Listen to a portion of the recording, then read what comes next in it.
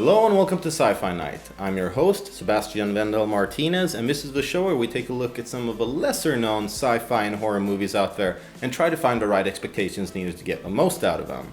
So, in tonight's episode, we're taking a look at the fake documentary about one of the most intense NASA missions that never happened.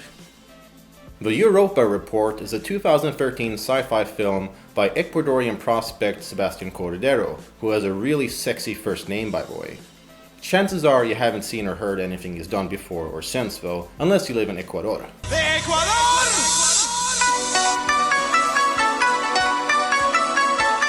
The film revolves around a mission to one of Jupiter's moons, Europa. The purpose of this mission is the investigation of life, as water has recently been discovered on the moon.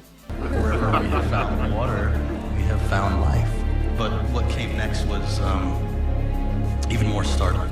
NASA discovered heat signatures. 6 astronauts embark on a journey to Europa in hopes of discovering some kind of bacterial life in the water on the planet. If life exists on Europa, it will be the single most profound discovery in human history. But they end up discovering something much more lively. On their way to Europa, an accident occurs which damages their communications, meaning that they have to do all this without having contact with NASA. The cast is hardly made up of A-listers and superstars, but there are some damn good actors that convey a nice realistic feeling to the film.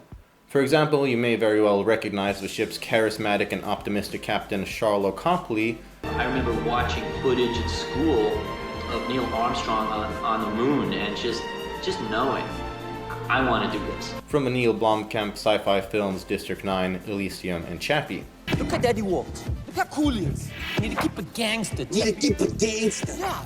And also Swedish actor Mikael Nyqvist, who you might recognize from films such as John Wick and Mission Impossible Ghost Protocol. The film is quite unique in that it's presented in a documentary style where the cameras inside the ship act as our view to the mission, while the film intercuts with clips from NASA personnel. Speaking of NASA, they were actually contacted to review and contribute to the film to make it more realistic. This actually makes the film feel very authentic, even if today's technology doesn't allow for a voyage that far into space. So like I said, this is a fake documentary, but that does not make it a standard found footage movie. Don't expect any stupid teenagers running around and shaking the camera just for the hell of it. Think of it more like National Geographic Space Edition. One thing I wasn't a huge fan of though was the jumps through the film's timelines. Occasionally we'll jump ahead or backwards in time, but it's done in a way that isn't really clear exactly where you are all the time. Some might not be bothered by this. Why the fuck you lying? Why you always lying? But I felt a little bit distracted from the overall journey, as you want to be there from start to finish. However, you should also keep in mind that just because this isn't a non-stop sci-fi action thrill fest, that doesn't mean there aren't creepy and cool parts, because it has those in spades. The actors aren't really fleshed out in the most conventional way, as their characterization is more based around their role in the mission. This does leave for some characters that don't stand out all that much, but in all fairness, how many real-life astronauts do you think act like Kanye West just so that they can stand out during a vital mission? I'm really happy for you. I'm gonna let you finish. So, what should you expect from this fake documentary? Nice visuals and atmosphere. Those of you who watch this show know that I love a good atmospheric build-up, and that's definitely something that this film has. There's not a whole lot of action, but the sense of wonder does a lot to build up the ambience that really draws you into the film.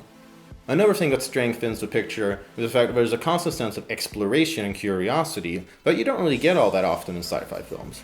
You're making us feel 2 steps behind. Everything feels grand and important, which is admirable considering the documentary style that the film has. Okay, the X is thin here, but it seems stable. If I get close, I should be able to get a better look. Keep the line open. I want to know what's happening out there. Realistic space tension. The authenticity and realistic look and feel of the film do a lot to make those few intense moments all that more exciting. Problems here. Nice. I saw something. What do you mean?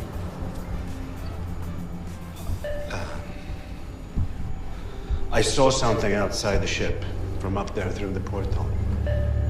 It's conveyed through good actors who know what they're doing, and despite the type of film, nothing feels drawn out, and the film moves along at a brisk pace, making sure to keep the interest at its peak. Coming from the area around our target site. There's a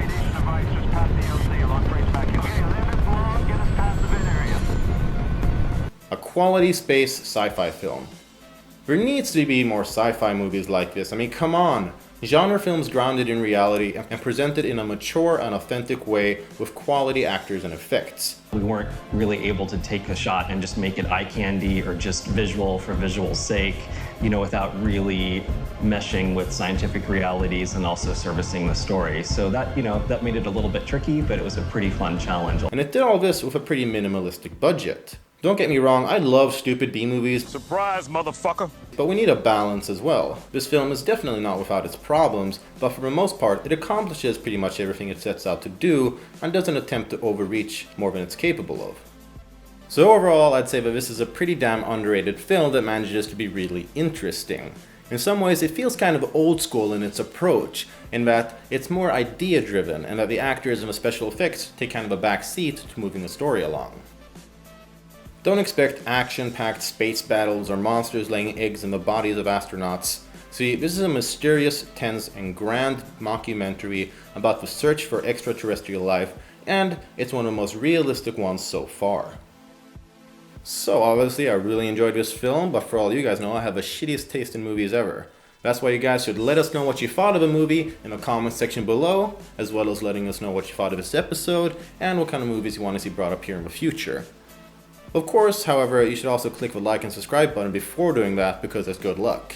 So I've heard on, let's say, Reddit. Now, with that out of the way, as always, I'm your host, Sebastian Vendel Martinez, and I'll catch you guys next time.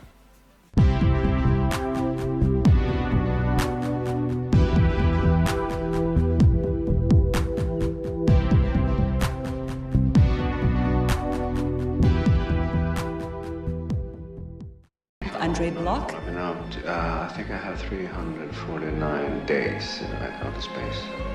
So I'm a, what you call a veteran. The only thing I can't fix is the food.